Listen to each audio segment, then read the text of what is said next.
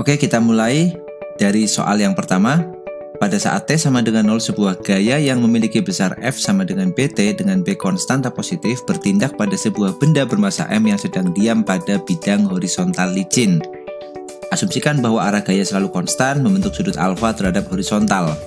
Tentukan kecepatan benda saat meninggalkan bidang horizontal dan tentukan jarak yang telah ditempuh benda pada saat akan meninggalkan bidang horizontal. Oke, jadi langkah pertama kita gambarkan dulu diagram gaya yang bekerja pada benda itu ya. Kita bisa gambarkan seperti ini. Benda itu mempunyai massa M, maka dia punya berat W di sini yang nilainya sama dengan M kali G. Kemudian dia punya gaya normal N ya di sini, dan gaya F-nya kita uraikan searah sumbu X dan searah sumbu Y. Yang searah sumbu X kita misalkan beri nama dia Fx sama dengan F cos alpha, dan yang ke arah sumbu Y kita beri nama Fy berarti F sin alpha di sini. Nah, kemudian benda ini nanti kan akan bergerak ke kanan ya mestinya ya, dengan percepatan, misalkan kita beri nama percepatannya A di sini. Nah, kita akan analisis gerak benda pada masing-masing sumbu ya. Kita mulai dari sumbu X dulu. Karena benda ke sumbu X itu akan bergerak dipercepat dengan percepatan A, maka kita bisa tuliskan jadi sigma Fx itu sama dengan M kali A. Kemudian sigma Fx-nya di sini yang bekerja hanya Fx saja, berarti F cos alpha aja kan. F cos alpha itu sama dengan M kali A. Dengan nilai F itu berupa fungsi waktu ya. Di sini F-nya itu sama dengan B kali T. Berarti boleh kita tuliskan di sini BT cos alpha sama dengan M kali A. Kemudian kita bisa dapatkan nilai atau fungsi dari percepatan ya dalam fungsi waktu, berarti A itu sama dengan B cos alpha per M. Kita tulis seperti ini susunannya, B cos alpha per M dikali T. Oke, kita beri nama ini persamaan yang pertama.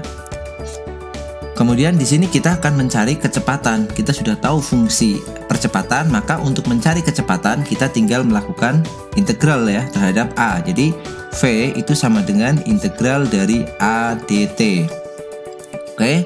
Kemudian batasnya nanti misalkan dia di awal itu diam kan, mula-mula dia diam, ini di soal diketahui, berarti batas integralnya dari 0 sampai ke V berarti ya, 0 sampai ke T di sini, maaf. Oke, berarti V-nya kita tidak perlu menuliskan V0 karena diam. V-nya berarti integral dari A ini, A-nya kita integralkan 0 sampai T, A-nya adalah B cos alpha dibagi dengan M T dt. Oke, berarti V-nya itu akan sama dengan B cos alpha per M itu konstan. Boleh kita keluarkan dari integral B cos alpha dibagi M. Kita menyisakan integral T dt. Batasnya dari 0 sampai T, atau kita bisa kerjakan integralnya. Integral T dt itu setengah T kuadrat ya. Berarti B cos alpha dibagi dengan M dikali setengah T kuadrat. Batasnya dari 0 sampai T. Nah, kita dapat nih fungsi V-nya. Jadi fungsi V-nya boleh kita tuliskan menjadi B cos alpha T kuadrat per 2M. B cos alpha T kuadrat dibagi 2M. Oke, ini kita buat dia jadi persamaan kedua. Nah, selanjutnya kita akan mencari kecepatan saat si benda itu akan meninggalkan bidang horizontal. Nah, kapan itu terjadi? Itu terjadi kalau dia sudah lepas kontak ya dari lantai. Artinya gaya normalnya nanti sama dengan 0. Maka kita cari dulu persamaan gaya normal ya. Kita cari dengan menggunakan persamaan gaya yang ke arah sumbu Y. Berarti kita gunakan sigma Fy itu kan sama dengan 0 karena dia tidak bergerak relatif sumbu Y. Berarti sigma Fy sama dengan 0. Maka kita lihat komponen gayanya. Berarti N plus Fy dikurangi W ya sama dengan 0. Jadi N plus Fy dikurang W sama dengan 0. N plus Fy nya itu F sin alpha dikurang W nya itu Mg itu sama dengan 0. Berarti kita dapatkan nilai N-nya sama dengan Mg dikurang F sin alpha. Dengan F itu fungsi T, yaitu B kali T, maka N-nya sama dengan Mg dikurang BT sin alfa. Nah, ini kita buat jadi persamaan yang ketiga. Nah, tadi disebutkan bahwa dia akan lepas kontak atau meninggalkan bidang horizontal, artinya N-nya 0 ya. Jadi saat lepas kontak itu nilai N-nya sama dengan 0. Berarti kita tuliskan N sama dengan 0, maka kita dapatkan 0 sama dengan MG min BT sin alfa. Artinya kita akan dapatkan nilai T-nya yaitu BT sin alfa sama dengan MG. Atau T-nya sama dengan MG dibagi B sin alfa. Oke, ini kita beri nama dia persamaan keempat. Nah, T di sini kita beri nama T aksen gitu ya. T aksen itu adalah waktu saat dia lepas kontak. Berarti kalau kita akan mencari kecepatannya pada saat lepas kontak, kita tinggal substitusi nilai T-nya menjadi T aksen. Berarti V saat lepas kontak, ya, kita beri simbol misalkan V aksen gitu ya. V aksen itu berarti sama dengan B cos.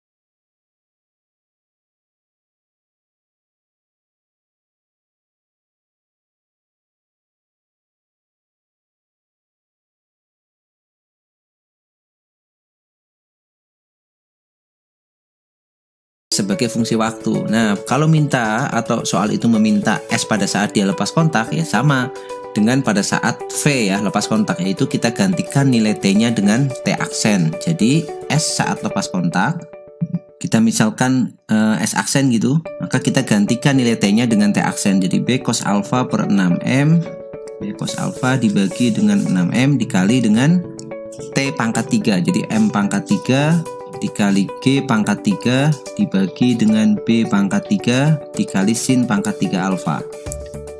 Oke, bisa kita sederhanakan, M-nya bisa kita coret tinggal 2 dan B-nya juga boleh tinggal 2. Berarti kita dapat S aksennya akan bernilai M kuadrat G pangkat 3 cos alfa dibagi dengan M 6 ya, 6B sin pangkat 3 alfa.